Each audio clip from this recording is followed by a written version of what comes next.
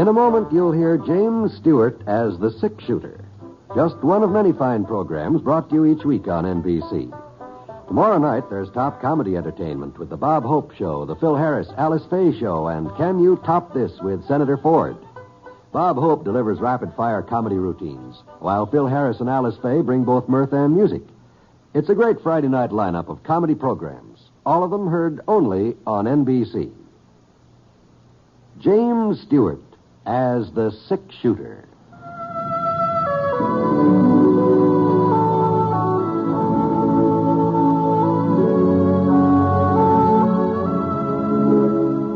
The man in the saddle is angular and long-legged. His skin is sun-dyed brown. The gun in his holster is gray steel and rainbow mother of pearl, its handle unmarked.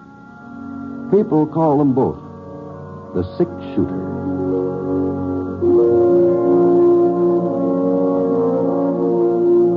The NBC Radio Network presents James Stewart as the six-shooter, a transcribed series of radio dramas based on the life of Britt Ponsett, the Texas plainsman who wandered through the Western Territories, leaving behind a trail of still-remembered legends.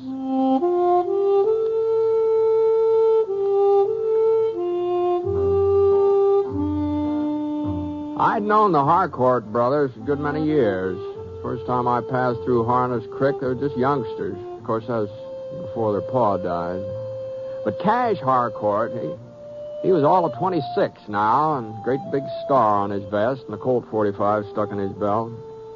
And it seemed funny to think of him as the town sheriff. Well, not that he didn't look the part, but I couldn't help remembering him when his legs weren't long enough to reach the stirrups of the pony.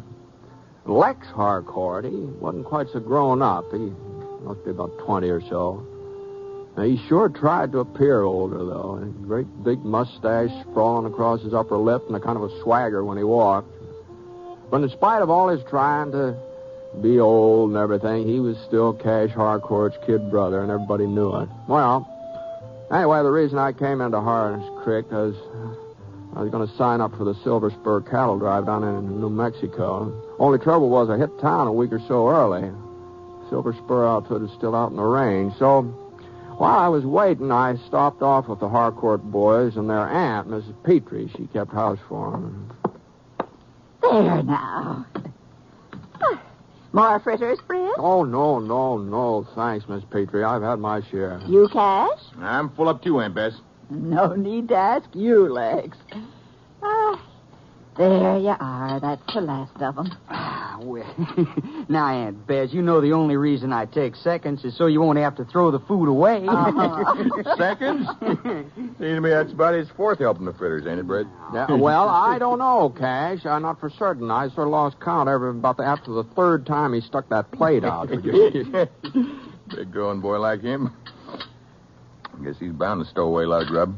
Well, now, I wouldn't josh about my growing so much if I was you, Cash. Just give me another inch or so, and I'll be ready to trim you down to size. No, hush, both of you.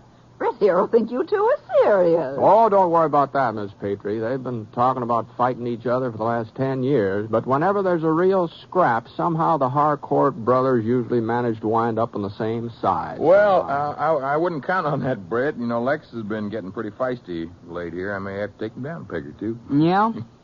Well, now, let me tell you that there's just one thing that's kept me from cleaning your plow long before this. Oh? The minute I was to start something, like as not, you'd throw me in jail. No, I guess I'd have to, wouldn't I? For your own safety. Well, if I was ever to slug you back, you just might not be around afterwards. Tell about it. Well, now, if that's you what just stop this foolishness. Get out of my kitchen, all three of you. Okay, Aunt Bess. The idea of brothers talking like that. Well, go along now. Go along, or I'll show you who's the real boss of this family. You know, Brett, I wouldn't be surprised if you could. I don't doubt it for a minute, Cat. Not for a minute. And you too, Lex. There ain't another mouthful of food left to eat. All right, Aunt Bess. All right. I'd be real pleased to help you with those dishes, Miss Petrie. Oh, you think I want some man breaking up my fancy china? No, thank you. You just wait there in the sitting room with the boys, and I'll join you just as soon as I give these things a lick and a promise. Your aunt sure is a fine woman, Kay. Yeah. I don't know what we'd do without her, Brett. Lex don't even remember our Ma. And, well, I just sort of recollect her real faint-like. It was Aunt Bess who brung us up to all intents and purposes. Yeah. Well, sit down, Brett. You sit down. Yeah, thanks. Well, what are you so fidgety for, Lex? If you're going calling on Hannah Joseph again tonight, no cause to act sheepish about it. I ain't going calling.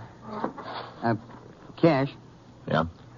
Well, Britt and me was talking this afternoon, and he says, well, he thinks that maybe I can sign up for the Silver Spur Drive. Is that so? Well, now it stands to reason. They'll probably be needing all the extra hands they can get. Hey, ain't that how you figured, Britt? Yeah, it usually works out that way. Yeah, well, you ain't going on no cattle drive, Lex, so just get that idea out of your head. I don't see why not. Because I said so, that's why. Look, you may be the sheriff, but you ain't my boss. Cash, I'm not Lex, look, you ain't got the foggiest notion of what a cattle drive means. You wouldn't last more than a week. Maybe I wouldn't. And maybe I would. And it ain't gonna do me no harm to try. Well, I said forget it. You're so anxious to get a job. There's work around here in town. Plenty of work. I'll speak to Mr. Crawford. I ain't interested in a store job. No, you ain't interested in anything you're fit for. I've made up my mind, Cash. I'm signing on with the Silver Spur if they'll have me. Yeah, well, you just better start on making that mind of yours. You're staying right here. Where you can keep an eye on me? Yeah, that's right. Where I can keep an eye on you. You know, someday you and me are really going to tangle. And this might just be the day. All right, Lex, that's how you want it? Oh, now, hold on now. Wait a minute here. Now, don't worry, Brett. I whipped him before lots of times. He isn't likely to ask for it again. Are you, Lex? Well?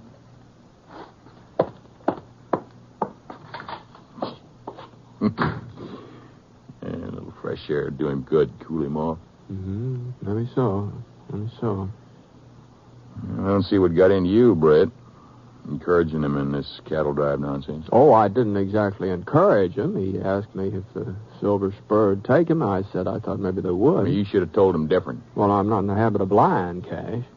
No. I'm sorry, Brett. I didn't mean that. Well, why are you so dead set against him taking out on his own? I ain't set against it, Brett. Not really. It's just that, Lex is young, might wild, never had a pa to keep a tight rein on him. Needs somebody around to see that he don't get into trouble. No? Another year or two when he's married, maybe, and he's got somebody else to worry after. Well, things will be different then. He'll be different. But right now...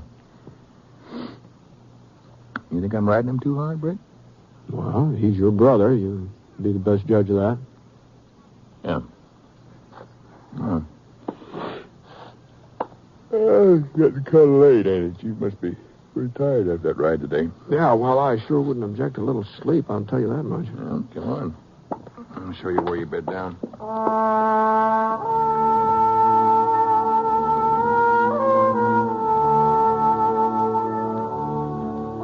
I was tired, too. I started sawing the wood the minute I hit that mattress.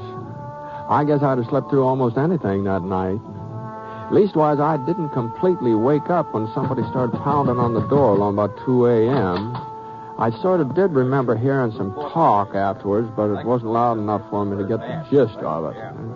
I figured there'd been some trouble in town, probably, and Cash would take care of it. So I turned over and shoved my face into the pillow. I would have gone right back to sleep again, except a couple of minutes later... Bria, are you awake? Why, oh, yeah, Miss Petrie, I'm awake. What's the trouble? It's Lex. He's been shot. Is what? It happened at Luke Fawcett's place. Cash has gone down there already, but I thought maybe you... Well, Britt... Sure. As soon as I get some clothes on.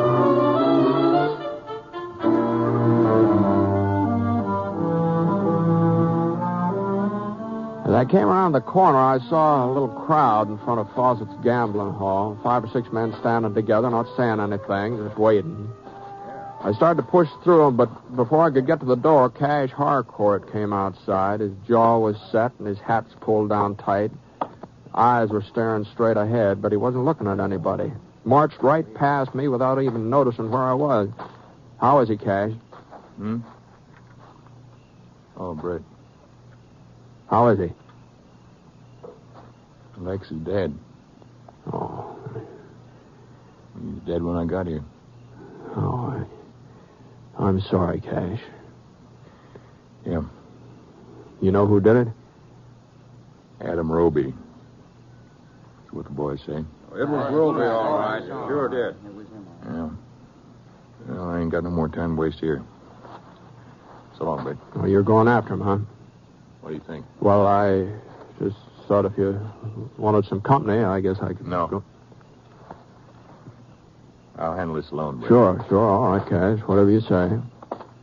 I'll tell you one thing, Britt. I wouldn't like to be in Roby's shoes when they meet up. Oh, sure, not me. Well, you fellas see the whole thing? Yeah, well, I was standing right there in the gambling hall when it happened. They was playing cards together, and Adam had been winning, and Lex had been drinking. If you ask me, Lex was just plain... Yeah? Nothing, Mr. Ponset. Nothing. No, go on.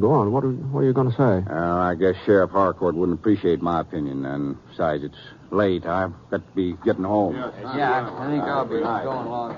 Yeah, so long.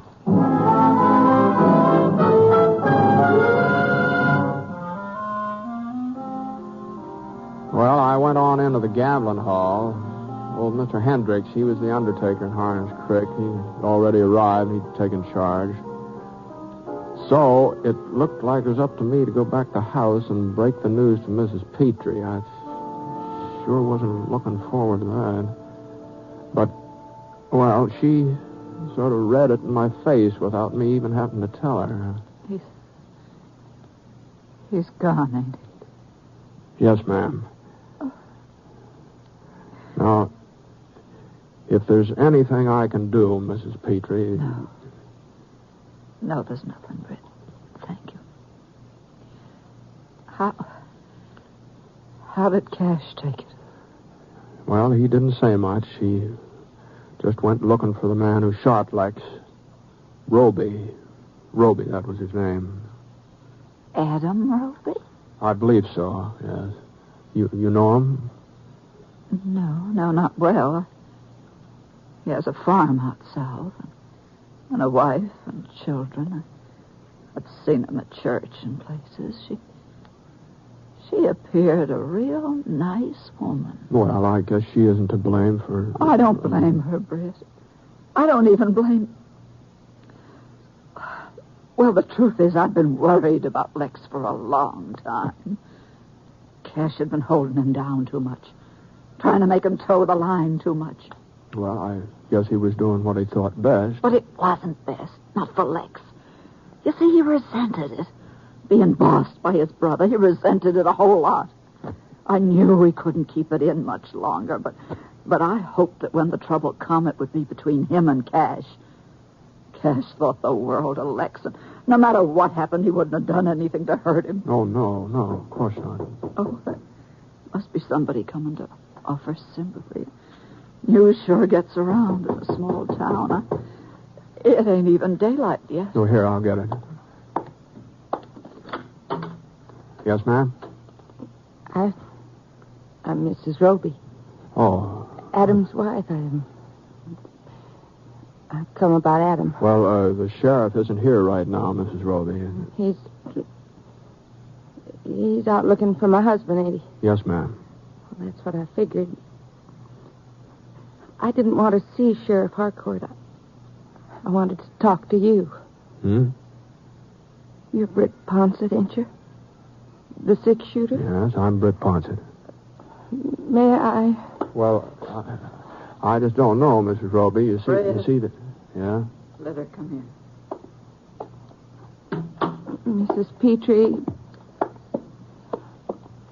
Oh, I'm so sorry. I'm so terrible sorry. Sure. Won't you sit down? Thank you. Mr. Ponset, I don't know how to say this, but... If you'd like to talk to Britt alone... No, it's best that you hear it, too. Mr. Ponset, Adam come home right after the killing to get some things together.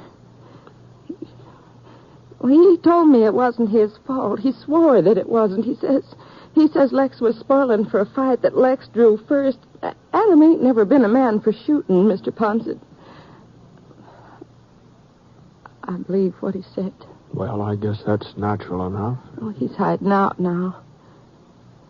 Sheriff won't be able to find him. Oh, I wouldn't count on that, Mrs. Roby. Sooner or later... Well, that's just it. Adam doesn't want to hide out. He wants to give himself up. Oh? He says he'll give himself up to you. To me? He wants you to promise that you'll turn him over to the district marshal at Standish Falls. Well, I just don't know what you're driving at, Miss Roby. Adam's afraid that if Sheriff Harcourt finds him, the sheriff will... Adam's afraid he won't get a trial. That's all he's asking, a fair trial. Oh, I'm sorry, Miss Roby. This isn't any of my affair. Oh, Mr. Ponset, no, please. I'm sorry. Well, thanks anyway. Brett, Yes, ma'am? I'd like you to see that Adam Roby got to the marshal at Standish Falls. You what? With Cash feeling the way he does now, he might do something he'll regret for the rest of his life. Oh, it's bad enough, Britt, what happened tonight. I wouldn't want anything worse. Now, Miss Petrie, I'm certain that Cash wouldn't Lex do anything. was the only person on the face of this earth that Cash cared about. And he'll blame himself for what happened. Blame himself for not being there. And he'll just have to take it out on somebody. I'm not standing up for Adam Roby, Britt. I'm not even thinking about him. I'm just thinking about Cash. Well, even so, I'm sure I don't see where my place is Britt, in this thing. A little while ago, you asked me if there was something you could do. Yes, ma'am. Well, Mr. Ponset, just give me your promise that Adam will get to Standish Falls, and I'll tell you where you can find him. All right, Miss Roby. I'll give you my promise.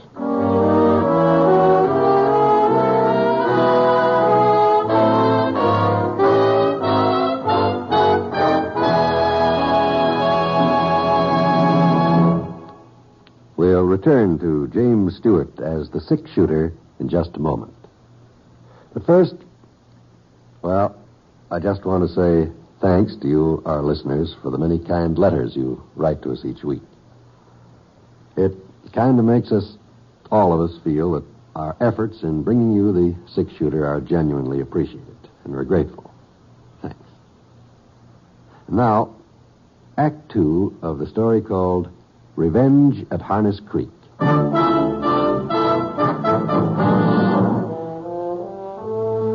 Well, it was getting on towards 6 o'clock in the morning by the time I left Harness Creek. According to his wife, Adam Roby was hiding in a cabin in Moon Canyon about 20 miles east, so I started off in that direction. Well, about 7:30, I passed the north boundary of the Silver Spur, and I swung up a wedge trail that wound through a yellow outcrop of rock.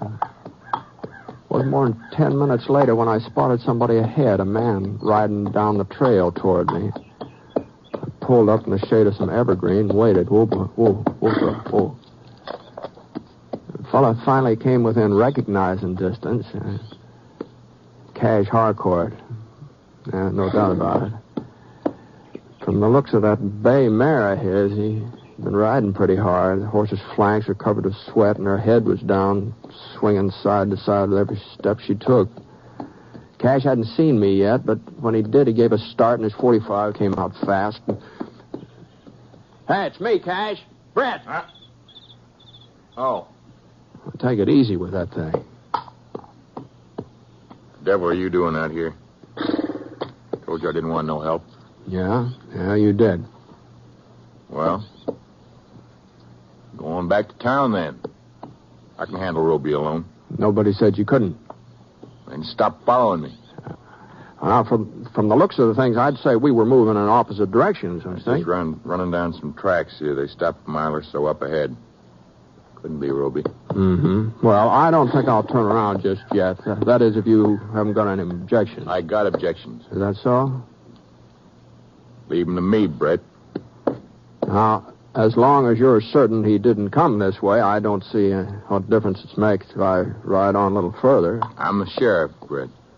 You ain't got no business interfering with the way I carry out the law. That's right. As long as you do carry out the law. You talking about? Roby's wife is scared that you won't bring him in for a trial if you find him. Huh? And she asked me to turn him over to the marshal at Standish Falls. Now, I didn't want to get mixed up in this, Cash, and I told her so right straight out. But it's what your aunt wanted, too. Aunt Bess? That's right.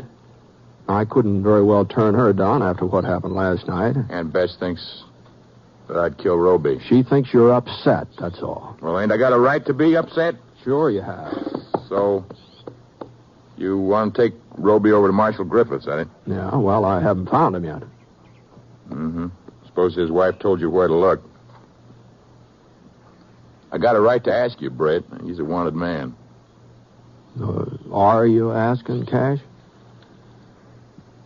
Guess it don't matter. All I care about is seeing that he's arrested, brought to justice. That's all I'm trying to do. Yeah, well, I guess between us, we stand a pretty good chance of finding him. Yeah. Well, good night.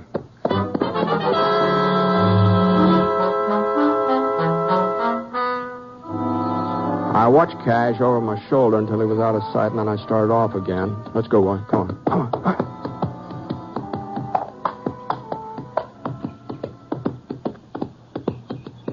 About 6 miles later, I passed a waterfall that Mrs. Roby had said was a landmark. I turned Scar into a little box canyon to the left of the falls. A couple of miles further, I came to the shack. Whoa, Scar. Whoa. Well, it was easy enough to see how Cash had missed it. Unless you knew there was a cabin in the canyon, it didn't stand a chance of finding it.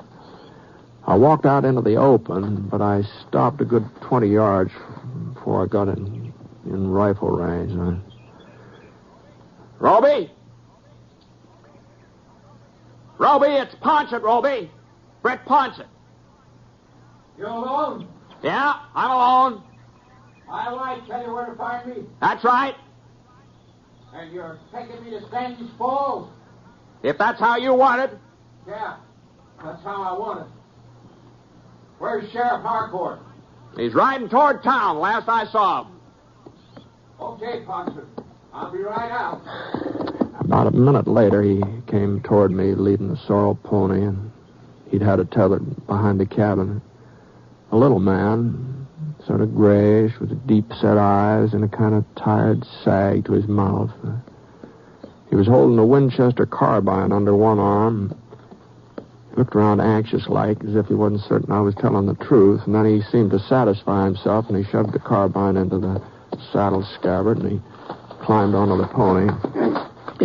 We'll take the south trail and cut around Harness Creek. Whatever you say. Let's go. Mr. Ponset. Yeah? I want you to know that, well, the shooting wasn't my fault. Lex was on the prod. He forced me into it. Now, that's for a jury to decide, Roby. Sure. But I reckon you believe my story or you wouldn't be doing this. I believe you're entitled to a trial, that's all. As far as I can tell, so is everybody else. Sheriff Harcourt included. You didn't tell him where I was. I didn't tell him. Come on, let's move along. Yeah. We rode out of the canyon and turned south just beyond the falls. For the next hour or so, we didn't do any more talking. There just didn't seem to be much to talk about. And then we started down from the crest of the ridge, and I saw a flat stretch of land out ahead. We still had about a mile of rough mountain trail before we hit that level ground. Roby was about 8 feet behind me, and as I edged Scar around a big boulder, he was out of sight for a couple of seconds. Right, get down behind something, Roby. Hurry up. I slid off Scar, and I flattened myself against the ground. I hunched over a couple of feet to my left, and I got a glimpse of Roby. He was crouched behind a slice of orange granite, and it didn't look like he got hit. I got up on my haunches, and I ran over toward him. You all right? Yeah, I guess so. I thought you didn't tell Harcourt where I was. I didn't. And how'd he find us? Maybe this isn't Harcourt. Now, who else could it be? I pushed up a couple of inches, and I saw him. He was standing on a ledge, right out in the clear, silhouetted against a great big white cloud. The sun was behind him, and I didn't have to look at his face to know who it was. Cash! Cash, what's the matter with you? Keep out of the way, Brett. We can hold him off. Just give me a chance to get my car by. You stay where you are. Huh? I thought you was on my side. I might have known. You and him are friends. We're friends. You're going to let him kill me, huh? Nobody's going to kill you, Roby. Now, you just sit tight. Cash!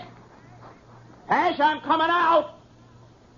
This ain't your affair, Fred. I told you that. It's my affair now. But I'm not using my gun, so if you're set on killing somebody, here's your chance. I ain't got no grudge with you. It's Roby I'm after. That's why I followed you. That's why I've been waiting here. If you're after him, you're after me. I gave my word he'd get to Standish Falls. Fred, you're forcing me to shoot you down. That's right. That's just what I'm doing. Ought to be a pretty easy target, Cash. Come on. What are you waiting for? Think I'm afraid, don't you? You ought to be.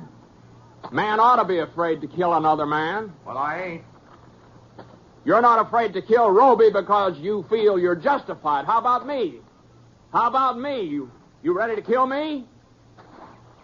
Come on, Brett, draw. I'm not drawing, Cash. Don't you understand? Lex is dead and Roby shot him. Yeah? Gotta make it up for that kid. Roby will get out of it somehow. You say it was Lex's fault. Probably. You're still standing up for him? Give me your gun, Cash.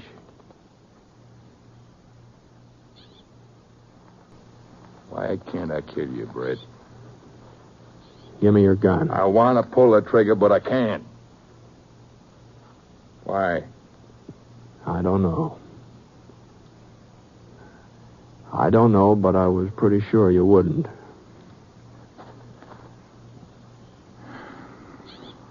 Well, looks like I ain't got much choice. Here, take it. You want to ride along with us? Make sure I get him to the marshal? No, head back to town. All right, suit yourself. Roby! Roby! Yeah? Now bring the horses up here. We're going to Standish Falls.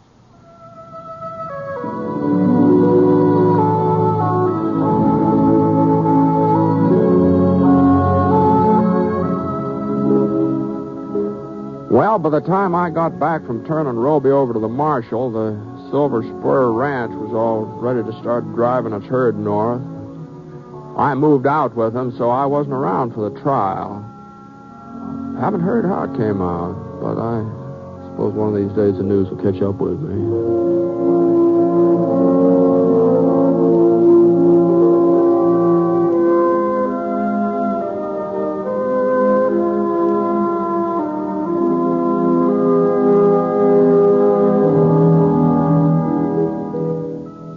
The Six-Shooter is a transcribed NBC Radio Network production in association with Review Productions.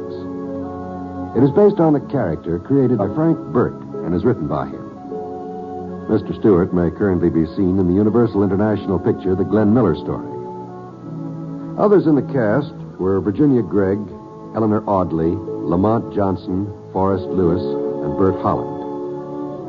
Special music for this program was by Basil Adlam, and the entire production is under the direction of Jack Johnstone. All characters and incidents were fictitious, and any resemblance to actual characters or incidents is purely coincidental. Oh, by the way, you'll be interested in knowing that the Six-Shooter has been chosen for broadcast to our men overseas through the facilities of the Armed Forces Radio Services. This is John Wall speaking.